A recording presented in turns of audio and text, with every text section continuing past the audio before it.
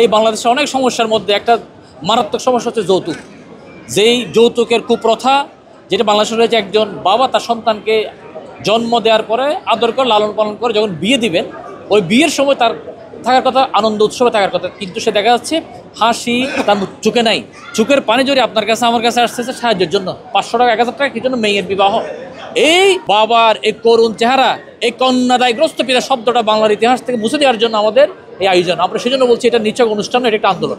আমরা দুজন তো স্টুডেন্ট, পড়ালেখা করতেছি, কেউ জব করি না, তো ইনশাল্লাহ করছি, ভালো কিছু করবো সামনে।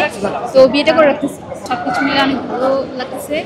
আর এখানে উপকার অনেক কিছু হয়েছে, যেমন বাবা মা একটা মেয়েকে অনেক কষ্ট করে মানুষ করে, সেখানে অনেক লোকজন আছে যৌতুক চাই, এটা দেওয়া লাগতেছে না, এই জন্য অনেক বেশি ভালো লাগতেছে। আলহামদুলিল্লাহ, আমার অনেক বেশি ভালো লাগছে। আলহাজ শামসুল হক ফাউন্ডেশন যেটা উদ্যোগ নিয়েছেন, এই উদ্যোগটা অনেক বেশি উপকারী এবং যুব সমাজের জন্য অনেক বেশি উপকারী।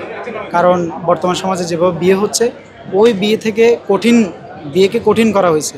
এখন এই উদ্যোগটার কারণে বিয়েটা সহজ হয়ে যাবে ইনশাল্লাহ। তো আমি আমার দিক থেকে আমি অনেক বেশি খুশি। আমার বাড়ি মাগুরা, আমি পড়ালেখার সুবিধায় চট্টগ্রাম বসবাস করি। তো আমি এখানে কলেজে পড়ি। তো এখানে দেনমোহরের যে টাকাটা সম্পূর্ণ আদায় করা এবং যৌতুক প্রথা বাদ দেয়, এটা সমত। এবং এর সাথে ফ্রি মিক্সিং থেকে যে বাঁচার যে বিষয়টা, এটাও আমি খেয়াল করছি। ফ্রি মিক্সিং থেকে বাঁচার জন্য বিবাহটা করে নিচ্ছি। এটা ফ্রি মিক্সিং দিয়ে দূর হবে, আমাদের জীবনটাও ভালো হবে। বর্তমানে সমাজ সবাই ফ্রি মিক্সিং করতেছে, চিটাং শহরে আমি থাকতেছি, দেখতেছি। এই জন্য ফ্রি মিক্সিং থেকে বাঁচার জন্য বিবাহ করতেছি।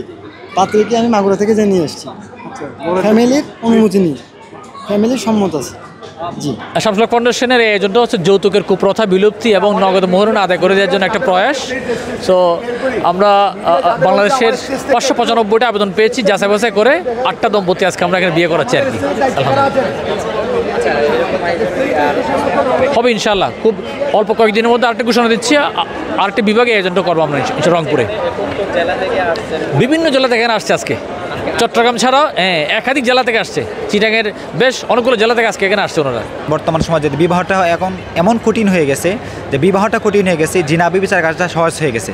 তা আমি মনে করি আল্লাহ শামসুল হক ফাউন্ডেশন যে একটা উদ্যোগ নিয়েছে, এই উদ্যোগে শুধু চট্টগ্রামে না, সমস্ত বাংলাদেশে যদি এই উদ্যোগটা আমরা ব্যক্তিগতভাবে পালন করি, তাহলে দেখা যাবে সমাজ থেকে জিনা বেবিচার এবং সেই সাথে যে একটা ঘৃণ্য কাজ, হারাম, যে একটা যৌতুক নেওয়া, বর্তমানে একটা মেয়ের পক্ষ থেকে সারা জীবন লালন পালন কর প্রাপ্তবয়স্ক হওয়ার পর বাবা মার কষ্ট হয়ে যায়, সেটাকে বিবাহ দেওয়ার জন্য যৌতুকের ভয়ে সর্বপ্রথম কাজ হচ্ছে বিবাহের শুরুতেই ছেলের পক্ষ থেকে কনের মোহরানা আদায় করে দেওয়া। আলহাজ শামসুল হক ফাউন্ডেশনের এই বার্তার মাধ্যমে, এই আয়োজনের মাধ্যমে আমাদের দেশের মধ্যে বিয়েটা সহজ হয়ে যাবে এবং মোহরানা এবং আমাদের যৌতুক যেটা আছে সেটা সকলেই বিবেচনা করলে সহজে আমাদের বিয়েগুলো হবে এবং বেকারত্বও দূর হবে। যেহেতু বিয়ে শাদী নিয়ে অনেকে বেকারত্বকে এখন খারাপভাবে দেখছে।